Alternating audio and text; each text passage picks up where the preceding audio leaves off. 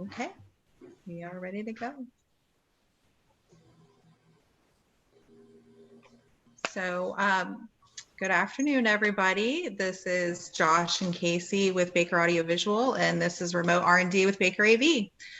We really appreciate you taking some time with us.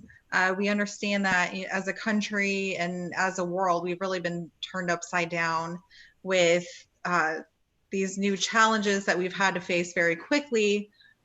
So it's great to see you all. And always remember that however we can be a resource for anybody, we are here for you, and don't hesitate to reach out. So today we're sitting with Jason James. He's the CIO of Net Health and a great influencer in our community here for IT and AV for us specifically. And we're going to discuss today how Net Health was able to establish a culture that allowed them to pivot and be nimble during this COVID quarantine situation. And we're also going to have a little bit of discussion about what we believe the workplace could evolve into post social distancing and moving forward. So thank you for joining us, Jason. We appreciate your time today. Thank you so much. Sure. Thanks for having me. So Definitely. Jason, could you explain how Net Health established a culture that allowed you guys to pivot seamlessly during this the onslaught of the outbreak? Sure. So let me start by saying what it is that we do. We're a healthcare SaaS provider in the EMR space, interacting with both what's called acute and post-acute. So acute would be the actual hospitals. Post-acute would be everything outside the hospitals. That would be assisted living, skilled nursing facilities, rehab, and hospice, among others. But we're headquartered in Pittsburgh. I live in Atlanta. We do have teams throughout the country. I have team members throughout the country. We were able to pivot so quickly, not because we foresaw a global pandemic. Nobody did, right? For the most part. If you look at business continuity plans, a lot of organizations in their business continuity plans had this idea of maybe a listing pandemic, but it was just that, it was a list. The idea with business continuity and disaster recovery was this concept that if you had one location impacted, people could work at another location. Very rarely did people foresee, what if we had no location? And so we were able to pivot not because we foresaw that, but because we foresaw an evolution in the workforce. And the evolution in the workforce was that people were not necessarily tied to traditional offices. Being able to serve everyone, every healthcare organization within the country, we had employees closer to those locations. We had employees, of course, in traditional offices, but we also had a number of employees, including those in my own organization, that did not report into an office. And so what we viewed is, how do we allow people to work from anywhere securely? How do we allow them to use tools to be as effective as possible, whether they were in an office or whether they're at home? And so because we allowed and enabled a remote workforce, it allowed us to quickly pivot into a complete virtual workforce, which made us a lot more nimble than, say, our competition or even others within the industry. Surely. So on standards, would you be able to dive into the importance of choosing that correct web conferencing platform, the correct hardware for remote users, and Sure. understanding the security implications and the planning for that? Sure. Well, with anything, in order to embrace new technologies, they have to be as frictionless as possible. I'll talk about the platform that we're using today. The reason why you see Zoom being so prevalent in the space compared to others is because they entered a market that was heavily saturated. Skype had been around for a while, GoToMeeting had been around for a while, all of which are good solutions. What Zoom foresaw was, hey, how do we make it as easy as possible from a user perspective? What is the user experience? And so that user experience, while it started in the enterprise, has now gone into everyday life. Zoom will be the equivalent of Kleenex. When you talk about facial tissue, you don't ask, can I have a facial tissue? You ask, can I have a Kleenex? In a lot of America, that's how the nomenclature works, and that's how the colloquialism has evolved. What we are seeing as an IT industry is that more and more end users, because they've been used to Zoom now, are basically calling every web conferencing platform Zoom at this point. I don't know if you noticed a few hours ago that Verizon made the announcements they were buying BlueJeans Network, which Yeah. We did was see that. Yeah. that was a great collaboration web platform in the enterprise. Those tools a year ago were barely used, not even a year ago, a month ago, they were barely used outside of the enterprise. And what you see now is these tools are evolving.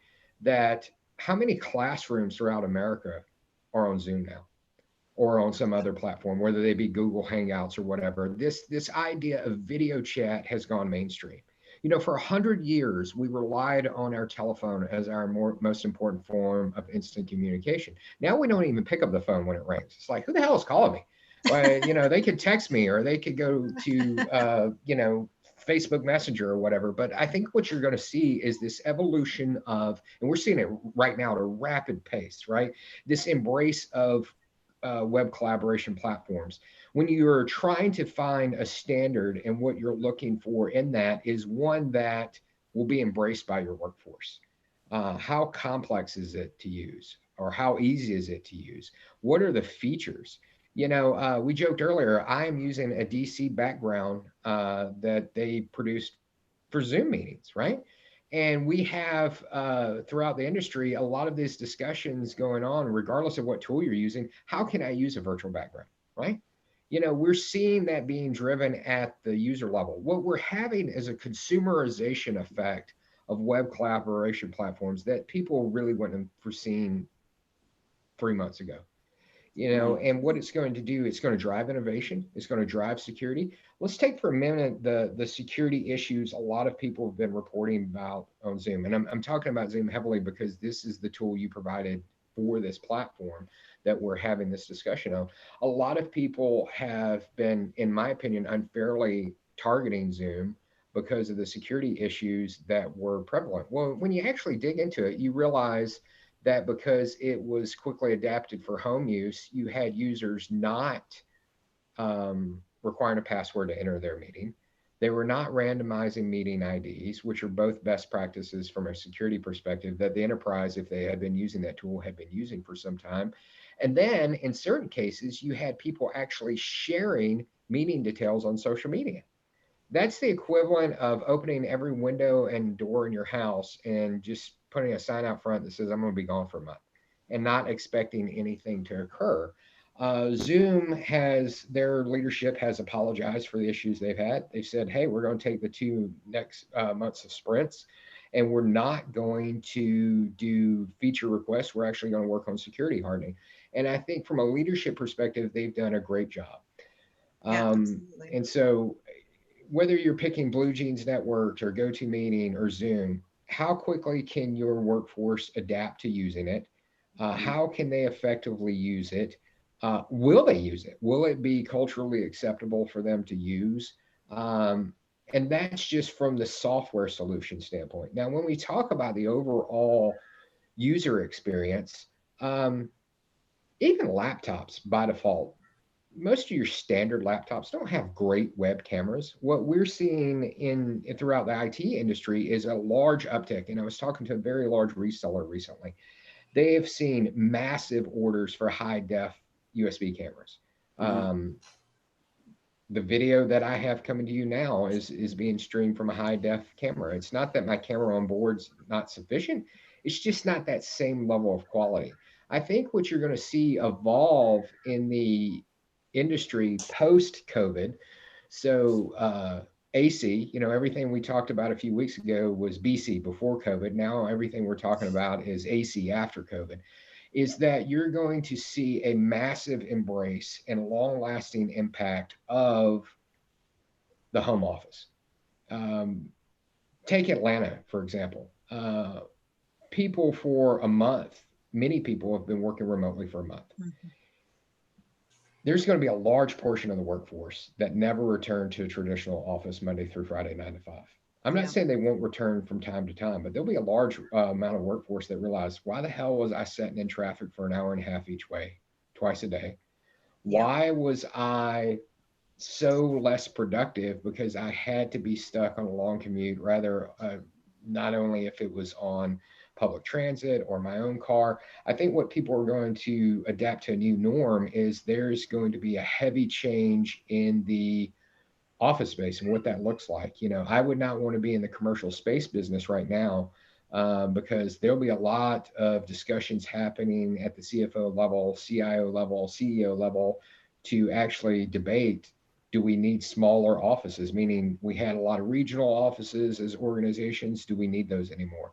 When Well, people we can see that only, we've been talking about that too, because that's the world we live in. And what we're feeling too is there's going to be, now that, like you said, people are getting more exposed to enterprise level experiences at a consumer level now, and the expectation is going to be more than just having a conference room that we can have a conference call in. It's going to be more collaborative. It's going to have that co-working feel. It's going to have a space where you can have those interactive video calls with also having your metrics up there and really enhancing those crucial spaces. Because you're right, some of the folks are going to stay remote, but their expectations for the folks that are in office could change drastically after this. And yeah, we see it as a large opportunity for us to kind of take the reins and say, how do we make the spaces that you have today the most collaborative, the most creative, and the most co-working environment that you can? Because you may not have a dedicated office. You may not have, right.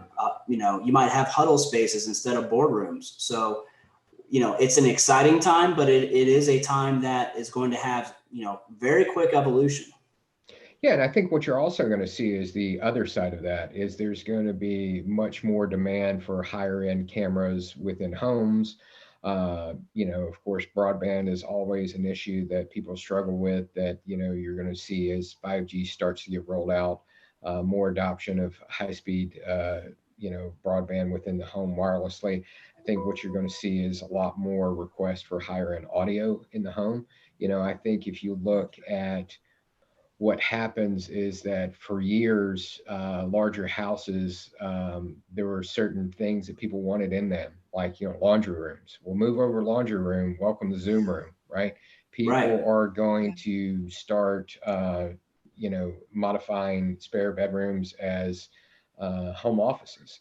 And with Mhm. that will be opportunities to provide better cameras for those homes and audio setup in the same way that they might have seen in a boardroom or a conference room a year ago. We'll see that extended into what becomes an effective home office for a lot of people. Yeah, I mean, I think you hit the nail on the head on so many points. And one of those points is that frictionless experience, to take it back. And Net Health has had some great success with this remote working, even though, as you pointed out, it wasn't done as a reaction to COVID, but just as well, why not? It makes perfect sense. So would you be willing to share some of those successes and some of the results that you've seen? Sure. I would say some of the successes we have is the fact is we've been able to embrace a more diverse workforce. And what I mean Sure. by that is diversity is not always related to sex and race. It is sometimes related in sense of diversity of experiences. Sure. And so being able to open up offices in different parts of the country has led to diversity in subcultures, right? If you look at, cultures within Utah, um, they are different than, say, cultures of New York City. And so we've been able to get these diverse cultures, even at an American level, that bring about a different perspective, that bring about different inputs that help improve our overall business. I think the other advantage is that we see historically, especially, I'll talk about my group, is that we have experienced much lower attrition rates than your typical IT organizations. And that's for the simple fact is um, this flexibility, that ability that, you work where you live. You don't have to work where an office is. And Right. so, while I do have people that report into traditional offices, I still have parts of my workforce. And I, in fact, have one division of my workforce is entirely remote. And again, like I said earlier, we're headquartered in Pittsburgh and I live in Atlanta. And so I think what you're going to see in the future coming out of this, and I'll talk at the CIO level, right? Because I'm heavily involved in a lot of CIO groups. I think what you're going to see is that there are going to be a lot of movement at the leadership level of organizations. And as companies start to embrace remote workforce, they're going to start to embrace remote leadership. And this idea is because the world has changed so rapidly, there are going to be leaders and laggards. I think that the day of the traditional CIO is over. If you were a CIO that simply was a back office functionality that kept the business sort of afloat, your days are done. I think companies that had these transformational CIOs that could come in and say, hey, we're not only going to keep the organizations running during crisis, but we're going to introduce new lines of business. We're going to continuously evolve the user experience and the customer experience in the middle of crisis. I think what you're going to see is that post or after COVID, there's going to be a lot of organizations that look back at their leadership and say, did we have the right people? Could we have gotten through this had we had the right leadership? And I'm fortunate that we do work for an organization where we do have the right leadership. We've been able to pivot. I also have the right teams that were able to embrace that technology and those trends as well. When you look at all this in a way, it's really the end result of digital transformation. All digital transformation is a cultural transformation. And those that were able to evolve their culture to adapt to new tools are more quick to be able to adapt to crisis. And so, make no mistake, it's, some of that starts with my leadership, but it also starts with the overall culture of the organization and the overall culture of my team in order to deliver on that vision. Yeah, that's fantastic.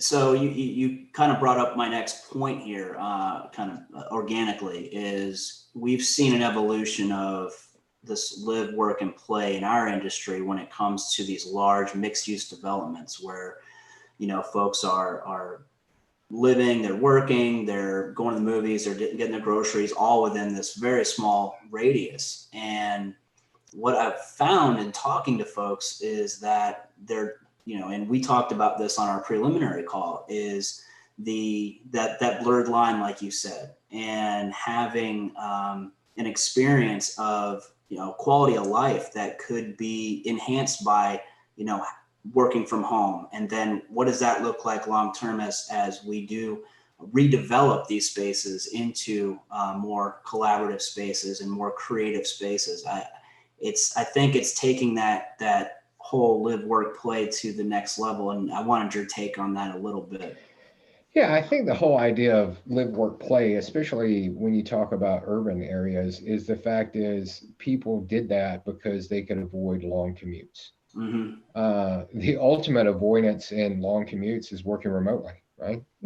My commute is 6 feet from my bed. I'm lucky. The next room over is my home office, and so I think what you're going to see in those areas is that you're still going to have this idea of work-life play, but where work is going to be very different. And so there are actual cities trying to embrace this. So one of the prime examples of this is Tulsa, Oklahoma.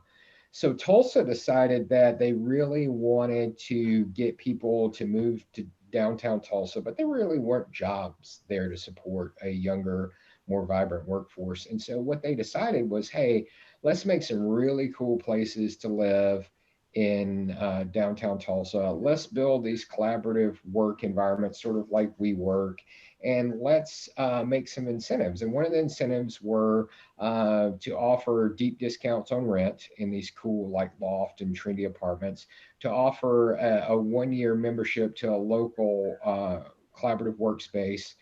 And by the way, if you stay for a year and you have a remote job, they'll pay you $10,000. And Wow. what they realized were people moved in, they accepted it because No doubt. while San Francisco and Austin and New York City and Atlanta are great places, they're expensive. And some of those areas I mentioned are incredibly expensive. And so why do you need all of your employees to work in those locations? What if you decided you were a company in San Francisco where you had headquarters there, but 30% of your workforce was throughout the United States? What you will find in that experiment is that you'll probably have significantly less attrition. You'll also have significantly less payroll because to live and thrive in Des Moines is a hell of a lot different than it means to do that in Silicon Valley. And Right. so organizations are going to start to embrace that. I mentioned Tulsa being a prime example. Connecticut's doing it. There's several other areas that are doing it. The next evolution for that will be companies doing that. The idea of it won't be a remote workforce, it'll be a remote first, right? I know even within job descriptions, we look at it. One of the biases that we're removing, at least in my team, is to remove a bias for location. The idea is how do we find the best talent wherever they live, not wherever we're at. Yeah. Yeah. So we got an open question here from Paul. He's saying, how do we encourage that better work-life balance among our remote workers? And prior to the call going live, we talked about this, as many of us, and himself included, and I find the same thing. We find ourselves working more hours because it is convenient. So I can walk 5 feet down the Yeah, hall and I'm here at my office. So how is your workforce balancing that? you have to remind them that it's not a work-life balance, it's a work-life harmony. Some days your family's going to win out, some days your job's going to win out. And so how do you find a harmony that works best for you? Um, I've never required anybody that's ever worked for me to say, hey, JJ, I need to take PTO. I need to go to the doctor for an hour. Let's go. The idea is, I'm sure you'll make it up. I think what we're seeing right now that's happening at a cultural level, people are scared. And I'm talking about people as a whole. If we look at unemployment today, the last month has been unemployment in the United States has hit 22 million. What that equates to is that all of the job increases in the last 10 years have been wiped out. And so I think what's happening at a cultural level throughout America, those that are fortunate enough to work from home, and let me tell you, they are fortunate. We have a lot of Americans that have lost their jobs. It's very unfortunate. And Yeah. it's awful that they are in an industry or may have a job that doesn't allow them to work from home. It's you can't have a truck driver working from home, right? Right. You can't have a nurse working from home right now. And so a lot of those people have been impacted, and I feel for them. But I think those that are left are also, I don't know if it's this underlying psychological level of guilt that, they've been fortunate enough to keep their job and others haven't. And I think what you're doing or what we're seeing as collectively throughout an industry is a lot more people are got their head down working, trying to get everything done as much as possible because they are scared. The second factor of that is that people are doing that because it's something they can control. I can't control what this virus does to society, but I can control how I respond to it. And I Right. think what you're also having in the secondary sense is that people are saying, look, I can control my little world. I go in, I log in, I do my job, I can check on my emails. And it's also this sense of normalcy, right? And maybe that's driving it. I only almost had a minor in psychology, but I'm not a psychologist. This idea that people are in some ways grateful for the jobs that they do have right now. Yeah. I think as leaders, what we have to remind people to do is that frivolity is the cure for stress, right? And so I know within our own organizations, we have channels within our collaborative tools where people can share recipes and share pictures of their dogs and talk about barbecue and all this idea because um, it acts as a virtual water cooler. And people need to take a break. People don't need to get burned out, especially now. You know, if you get burned out, what are you going to do? You can't go on vacation right now. And so it's like, Yeah. pace Right. yourself. This is a marathon that we're in. We're not in a sprint. So I encourage all leaders to realize um,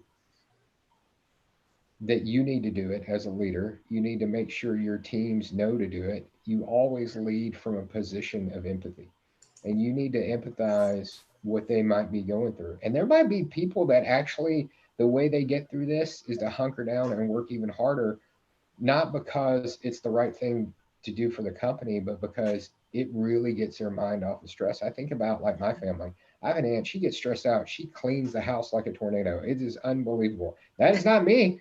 I wish that when I stressed out, you know, that's what I did. But, you know, a lot of people deal with stress in different senses, whether it's overeating or whether it's cleaning or whether it's working. And so, again, it goes back to that work life harmony. They have to find what works for them. But as a leader, you need to assure your people, even through all this, if there's a way for them to take time off, take time off. If there's a way for them to take a break, take a break. Offer these virtual water coolers where they can take a break and laugh about something, just like if they were in a traditional office, right? Right. I know for us it's been important, and it's really interesting to see. You know, I joked the other day that, you know, my job as the CIO is to lead up all of our digital transformation, is to focus on the tech enablement of the business and to deliver the freshest memes. And so I've been I in part love of that. that I love social that. media and making sure that's shared, because while it may seem frivolous, at the same time, maybe it gave them a laugh or a smile that they needed at this time. You are so, so right about that. And, we're, Josh and I are really fortunate. I feel very fortunate that we work for a company that, on occasion during this time has said, you know what, you guys really been busting your humps trying to get stuff done. Take a day. Because Yeah. while working at home gives you certain conveniences and it makes certain things easier, the situation overall is quite stressful. Yeah. And, I think a lot of people feel that stress for many different reasons that and you touched on a lot of them. Um, so yeah, just even the most insignificant thing can make a world of difference in a company culture right now. It's so important. Yeah, culture is, to sort of paraphrase Jeff Bezos, he said, brand is what people talk about when you're not in the room. Culture is what people talk about when you're not in the room. This is a moment where, through all this crisis, that I think you can really define who you are as a company. That's what people are going to remember. They're going to also remember how they treated employees. If you look at even retailers that are coming out of this and those that provided better options to protect their employees' health, people remember that. Retailers that were able to provide spot bonuses because the volume of sales have been through the roof to their hourly employees, that'll be remembered. I think when we get through this, those cultures will define brands long after this crisis ends. You are not kidding. We have another question from Paul. He said, do you think this new remote worker paradigm will encourage flex workspaces like WeWork or Regis to grow for these times when remote workers need in-person collaboration? Well, it won't be WeWork; they're screwed. I mean, if you look at, let's just be honest. SoftBank pulled out a $3 billion fund. Um, they're done. I don't see anybody coming back to offer at this point in a recession billions of dollars to lift an organization that had, frankly, such poor leadership. I think other organizations that are in that similar space will find themselves evolving. I think in the short term, it's probably going to be really hard. Some freelancers that have not been able to go into those locations um, have probably been trying to make do with their home offices or makeshift offices at tables. I think I think there's still a need for that kind of space. The question is, were we already saturated prior to all this? Mhm. If you look at different forms of this, you had certain organizations like WeWork going into prime locations, so their debt would be much higher, Class A office spaces. Then you had other organizations that went into more industrial settings that were a lot more low cost, but still really cool, really hip places that Yeah. you could collaborate. I think they're in a much better spot. And again, I love the concept of WeWork, but make no mistake, they were terrible leadership. And it's unfortunate the amount of people that will be laid off as a result that work there that were probably really great at their job and great leaders, but that leadership did not extend all the way to the top. Well, it's gonna open up a space for creativity, and we've talked Yeah. about that internally. Where, yeah, if those spaces open up in those prime locations, someone's going to use that space, and they could take that model of co-working and integrate it internally, and then expound upon it, like we mentioned earlier, where you have a greater investment into technology and collaboration as opposed to just the ambiance of having the booths and the tables, et cetera. So it's going to be interesting to see where that evolves into, because there will be space available that has that look and feel. Mhm. Yeah, obviously, I think what you're also going to see is that people will demand, like we said earlier, tools that are a lot less frictionless or a lot more frictionless. This idea is I go in a conference room, I have a couple of buttons to hit, and the video works, the audio works. It's Right. seamless. I don't need to pull up that cheat sheet, that we've always seen in conference rooms. Like, why is there 14 steps on this? It's Right. like, it's like, this is absurd, right? I want to be able to go in, couple of clicks, and then I'm in. I think what you're going to see on the audio visual side is that you're going to see the same kind of innovation in UX in terms of user experience as you Yep. have in Yeah. tools, and they're going to go all the way down. I think the other thing is, I was thinking the other day about, Facebook has their like web collaboration tool. And I thought the other day, I was like, I can't believe I'm not seeing a commercial yet on TV about this tool. They were advertising the hell out of it before Christmas. I don't even remember the name of the tool. It was basically Messenger in your house, right? And so all of a sudden, I saw a COVID commercial really It's called adapted. Portal, right? Portal, Yeah. right? That's it. Yeah. And all of a sudden, it was adapted. But what makes that tool, and I've never used that tool, I've only looked at it online. What makes it seemingly useful is the ease of use. I think about, this crisis and how it's affected my own family. So my mother's in assisted living. And so a few weeks ago, they went from no visitors were allowed to not able to leave their room at all. And it was the right call because it reduced their risk of infection. But my mother, who is almost 70 and is not technical whatsoever, thank God she knows how to use FaceTime. And so Yeah. she can FaceTime with me, and we do it multiple times a day. She can see my toddler and get to see her grandchild. But because of that ease of use, it's enabled her to be able to communicate. Otherwise, she would be literally in a studio size apartment looking at nothing but television. And That'd be that would be terrible. incredibly detrimental. And I think what you're going to see is that whether it be Portal or similar or Zoom technologies, this idea of super ease of use, frictionless technology, you walk in a room, a couple of clicks, and you're collaborating with your coworkers or your clients or anyone on the outside. I think that is where we're trending to, and we're trending to very quickly. Yeah, I completely agree. I mean, simplifying the engineering, having that user experience that is not inherent, but it's something that consumers are used to at this point. You can fire up a FaceTime call, you can have that interaction. Why can't I walk into a room and like you said, have a couple of clicks and be with my team? That's the way it should work. Yeah. So I think we're coming up on our time here. Any other things that you want to delve into at this point? At the end of the day, it's what we're going to see is societal shifts that are long lasting. What we're going through right now is the largest societal shift since World War II, by far more disruptive than 9/11. Even in World War II, we didn't have the economy stop, it was changed. You know, a lot of economists now are calling this the Great Lockdown. This will be the largest recession since the Great Depression. The question is, how does it evolve and how does it impact us? As a result of this impact, allowing people to work from home, whether it be 30 days, 60 days, 6 weeks, whatever it ends up being, is going to have long lasting ramifications of what the future of work looks like and what Yeah. the future of the workforce looks like and what office space looks like and what collaboration looks like. Make no mistake, there is no going back 8 weeks. It's just not.